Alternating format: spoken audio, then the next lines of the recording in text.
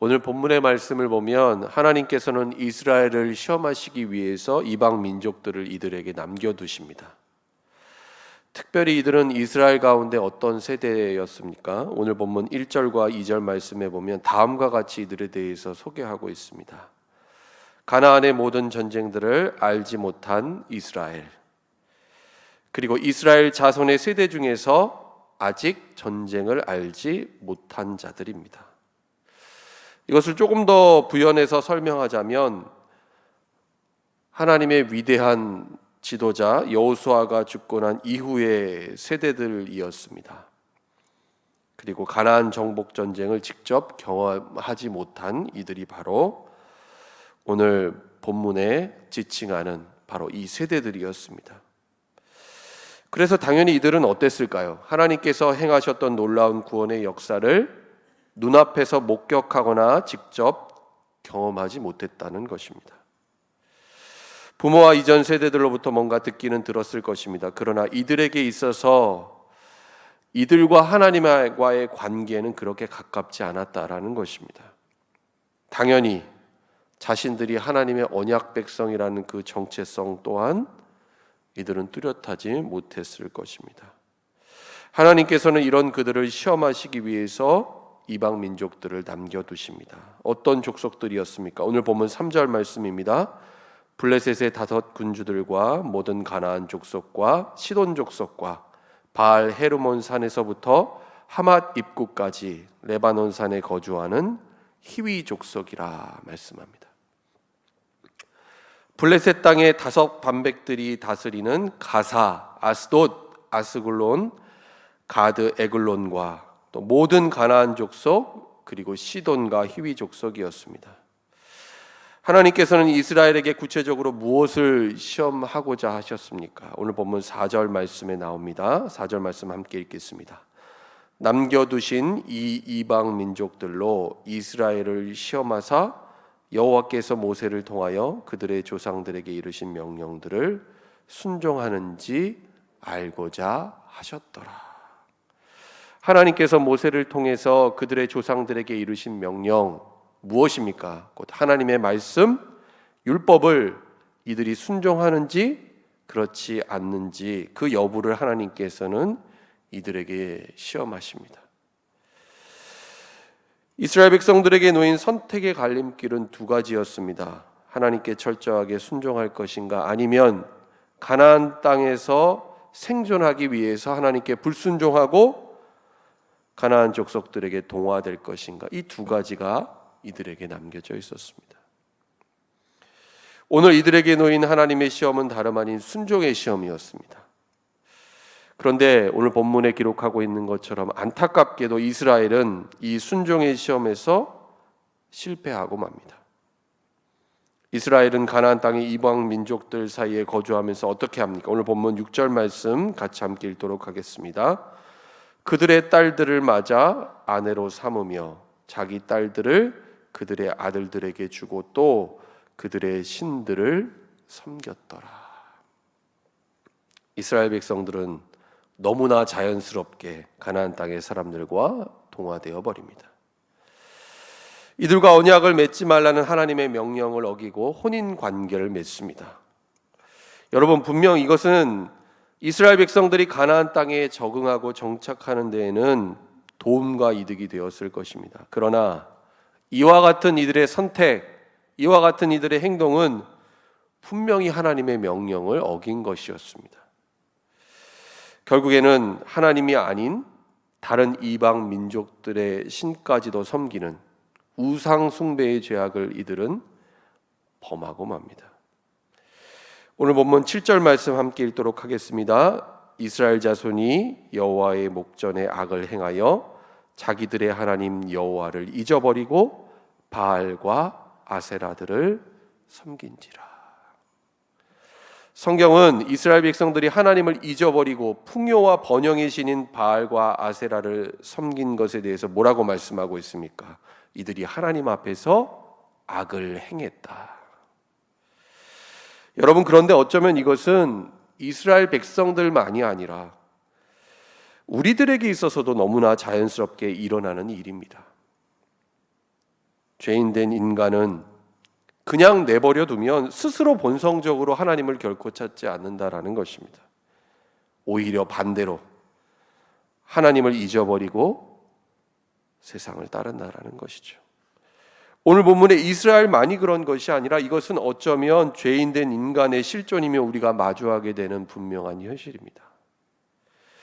그런데 이와 같은 순종의 시험에 대한 결과는 어떤 것이었습니까? 순종하면 하나님께서 언약의 백성으로서의 축복을 이들에게 내려주시지만 반대로 불순종하게 되었을 때 어떤 일이 벌어집니까? 하나님의 진노와 심판이 이들 가운데 임하게 됩니다. 오늘 본문 8절 말씀을 보시기 바랍니다. 여호와께서 이스라엘에게 진노하사 그들을 메소포타미아 왕 구산 리사다임의 손에 파셨으므로 이스라엘 자손이 구산 리사다임을 8년 동안 섬겼더니 말씀합니다. 여러분, 바로 여기서부터 우리가 잘 알고 있는 사사기 본문 가운데 반복적으로 등장하는 사이클이, 그 순환 구조가 오늘 이 본문에서부터 나오게 됩니다. 이스라엘이 하나님 앞에서 악을 행하고 나면 하나님께서 어떻게 하십니까? 하나님께서 진노하심으로 이들을 이방 민족에게 넘기시죠. 그리고 그들의 지배 가운데 있게 하십니다. 오늘 본문에서 소개하고 있는 상황 가운데 이스라엘 백성들 8년 동안 메소포타미아 왕 구산 리사다임의 압제 가운데 있게 됩니다. 그러자 오늘 이스라엘 백성들은 어떻게 하고 있습니까? 오늘 본문 9절 말씀입니다. 함께 읽겠습니다. 이스라엘 자손이 여호와께 부르짖음에 여호와께서 이스라엘 자손을 위하여 한 구원자를 세워 그들을 구원하게 하시니 그는 곧 갈렙의 아우 그나스의 아들 온니엘이라. 여러분, 이스라엘 백성들은 이방 민족들에게 이와 같은 압제를 당하고 나서야 비로소 하나님을 찾고 부르짖었다라는 것입니다. 그런데 이런 이스라엘을 하나님께서는 결코 외면하지 않으십니다. 이들의 간구, 이들의 기도를 들으시고 응답하십니다. 하나님의 응답의 방법은 여러분 무엇이었을까요? 하나님께서는 분명 직접 이 문제를 다 해결하시고 하나님께서 손수 이방 민족들을 다 물리치실 수도 있으셨지만 오늘 본문에 보면 하나님께서는 한 가지 방법을 이들에게 보여주십니다. 한 사람을 세워주셔서 그 사람을 통해 이스라엘을 구원하게 하셨다라는 것입니다. 바로 그 한 사람이 오늘 본문에 소개하고 있는 이스라엘의 첫 번째 사사인 온니엘이었습니다. 오늘 본문에서 온니엘을 소개하기를 그는 여호수아와 함께 가나안 정복 전쟁에 선봉에 섰던 사람이었던 갈렙의 아우 그나스의 아들이다라고 소개하고 있습니다. 그런데 이와 같은 온니엘의 배경 또는 그가 가진 본래의 능력과 자질 때문에 온니엘이 이스라엘 백성들을 이방 민족들로부터 구원해낸 것은 아니었습니다. 10절 말씀을 보면 이 분명한 근거를 다음과 같이 말씀하고 있습니다. 10절 말씀을 함께 읽겠습니다. 여호와의 영이 그에게 임하셨으므로 그가 이스라엘의 사사가 되어 나가서 싸울 때에 여호와께서 메소포타미아 왕 구산 리사다임을 그의 손에 넘겨주심에 온니엘의 손이 구산 리사다임을 이기니라. 여러분, 근거는 어디에 있었습니까? 온니엘 자신에게 있지 않았다라는 것이죠. 여호와의 영이 하나님께서 세우신 사사 온니엘에게 임했기 때문이었습니다. 그리고 그가 사사가 되어서 전쟁에 나가서 싸울 때 하나님께서 그 대적들을 그의 손에 넘겨주셨기 때문이었습니다. 여러분, 전쟁은 하나님께 속한 것입니다. 중요한 것은 무엇일까요? 하나님께서 진정 오늘 본문의 이스라엘 백성들에게 요구하셨던 것, 그것은 어떠한 전쟁의 능력이나 무기가 아니었습니다. 하나님께 순종하는 그것이었습니다. 전쟁의 승패가 바로 이스라엘 백성들이 하나님께 순종하는가에 달려있다라는 것입니다. 여러분, 이렇게 해서 이스라엘은 승리합니다. 그리고 오늘 본문 마지막 절에 보면 온니엘이 사사로 있을 40년 동안 이스라엘은 평화와 안정을 누리게 됩니다. 여러분, 그런데 오늘 하나님께서 이스라엘 백성들에게 행하셨던 이 순종의 시험은 가나안 땅에서 살아가는 이스라엘 백성들에게만 해당되는 것이 아님을 우리는 분명히 알아야 합니다. 우리 또한 세상 속에서 그리스도인으로 하나님의 백성으로 살아갈 때에 끊임없는 순종의 시험 가운데 우리가 놓이게 된다라는 사실입니다. 그리고 우리는 너무나 자연스럽게 오늘 이스라엘 백성들이 그러했던 것처럼 무의식적으로 마치 가나안 땅에서 이스라엘 백성들이 하나님 앞에 행했던 것처럼 우리는 하나님을 잊어버린 채 세상에 쉽게 동화되어서 하나님이 아닌 세상을 따를 때가 많다라는 것입니다. 그만큼 우리는 실패하고 넘어지기 쉬운 연약한 존재라는 것을 우리는 알아야 합니다.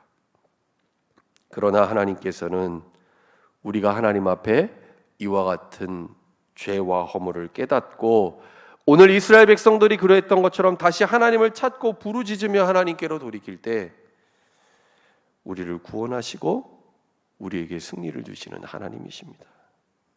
여러분, 그래서 우리는 오늘 이 사사기의 말씀을 통해 이스라엘 백성들의 모습을 바라보면서 먼저는 이것이 바로 저와 여러분, 우리 자신의 영적인 현실이 아닌가라는 것을 잘 생각해 보아야 할 것입니다. 그리고 만약 그러하다면 오늘 이 말씀 앞에 깨닫고 하나님의 은혜를 구하며 철저하게 회개할 수 있는 여러분 될 수 있기를 바랍니다. 그리고 불순종의 죄악된 길을 떠나 이제는 하나님 앞에 온전히 순종하는 여러분 될 수 있기를 바랍니다. 뿐만 아니라 우리는 오늘 이 말씀을 통해 우리가, 저와 여러분이 이 시대 가운데 하나님께서 부르시고 택하셔서 세우신 사사 온니엘이라는 사실을 또한 기억해야 합니다. 하나님을 잊어버리고 죄악과 불순종으로 인해 영적인 타락 가운데 빠진 이들을 건져내어 구원해낼 하나님의 사람으로 저와 여러분을 부르셨다라는 것입니다. 여러분, 물론 우리 자신은 부족합니다. 우리는 할 수 없습니다.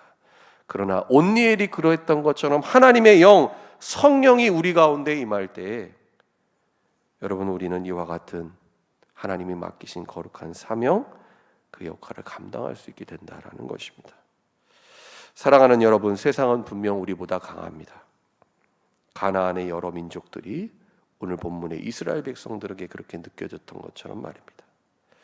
그러나 우리가 믿고 의지하는 하나님은 이와 같은 세상보다 더 크고 강하신, 전능하신 하나님이십니다. 모든 것들이 다 하나님의 통치 아래 있다라는 것입니다. 그리고 무엇보다 중요한 사실은 이 전능하신 하나님이 바로 우리 편이 되셔서 우리와 함께 하신다라는 것입니다. 사랑하는 여러분, 오늘 하루 하나님께서 허락하신 삶을 살아갈 때 오늘 이 새벽 우리에게 주신 사사기 3장의 말씀을 기억하며 이 말씀을 붙잡고 우리 앞에 놓인 이 순종의 시험 가운데 승리하는 저와 여러분 될 수 있기를 예수님의 이름으로 간절히 축원합니다. 기도하겠습니다.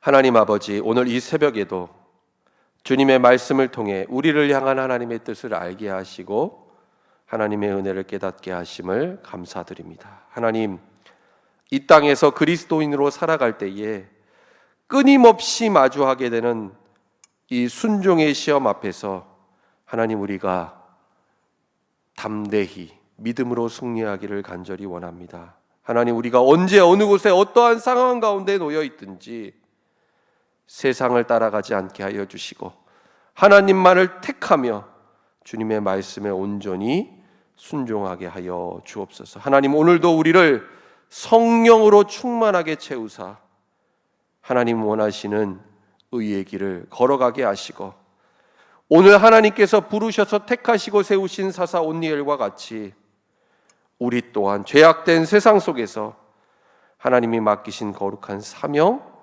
본분을 하나님 믿음으로 잘 감당하게 하여 주옵소서. 예수님의 이름으로 기도드립니다. 아멘.